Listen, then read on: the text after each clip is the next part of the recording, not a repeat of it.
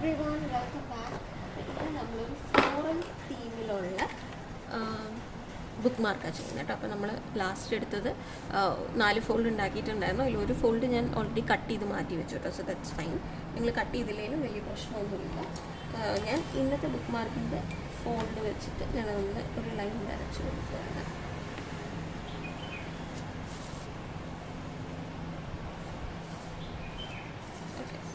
ഇവിടെയാണ് നമ്മൾ ഇന്ന് ചെയ്യാൻ പോകുന്നത്. ഇതിന് പെൻസിലൊന്നും വേണ്ട, ജസ്റ്റ് നിങ്ങളുടെ കയ്യിൽ ബ്രഷ് പെൻ അല്ലെങ്കിൽ ബ്രഷ് പെൻ എടുക്കുക. ഇല്ലാന്നുണ്ടെങ്കിൽ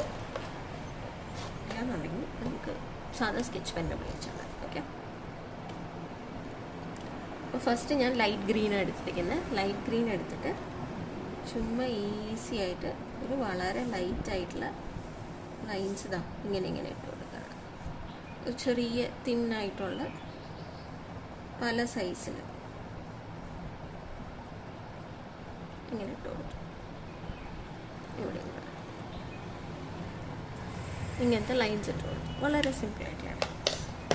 ഇനി ഞാനെൻ്റെ പേർപ്പിൾ കളർ എടുക്കുകയാണ്. പേർപ്പിൾ കളർ എടുത്തിട്ട് ഇത് ഇങ്ങനെ ചെറിയ ചെറിയ ലൈൻസ് 2 ഭാഗത്തേക്ക് ഇട്ടിട്ട് കൊടുക്കാം. ഇതിൻ്റെ ടിപ്പിൽ കേട്ടോ. അപ്പോൾ നമുക്കൊരു ഫ്ലവർ ഷേപ്പ് പോലെ വരും.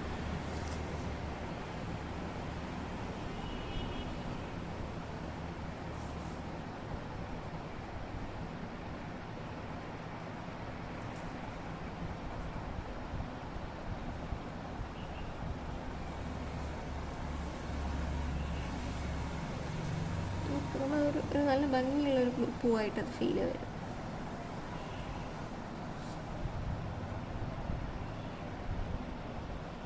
കുറച്ച് തിക്കിൽ കൊടുത്തു കഴിഞ്ഞാൽ നല്ലൊരു ലാവൻഡറിൻ്റെ ഒക്കെ ഒരു ലുക്ക് ആൻഡ് ഫീൽ വരും.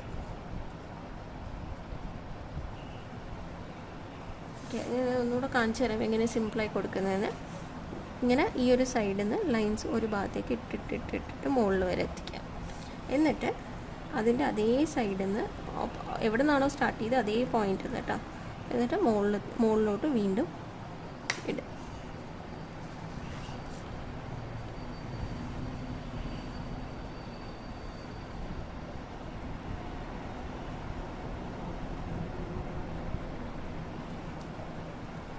നമുക്ക് ഇത്രയും പൂക്കളായി. ഇനി ഞാൻ ഡാർക്ക് ഗ്രീൻ എടുക്കുകയാണ്. ലീഫിന് വേണ്ടിയിട്ടാണ് ഞാൻ ഡാർക്ക് ഗ്രീൻ എടുത്തിട്ട് ഇങ്ങനെ അതിനെ ഒന്ന് പ്രസ് ചെയ്ത് വിടുന്നേ ഉള്ളൂ. ഇനി പ്രസ് ചെയ്യാൻ ഇല്ല എന്നുണ്ടെങ്കിൽ ഇങ്ങനെ ലീഫാക്കി കൊടുത്താൽ മതി.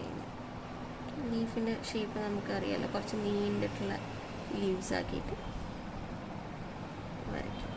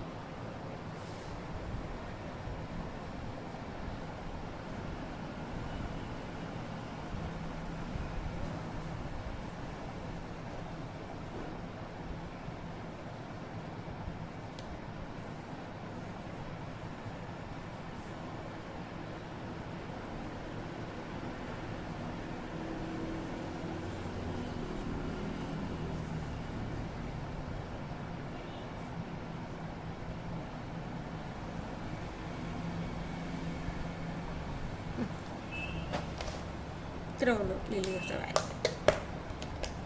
ഇനി നമുക്ക് ഇതിലേക്കൊന്ന് കുറച്ചുകൂടെ ഒന്ന് തിക്കാക്കി കൊടുക്കാം കേട്ടോ.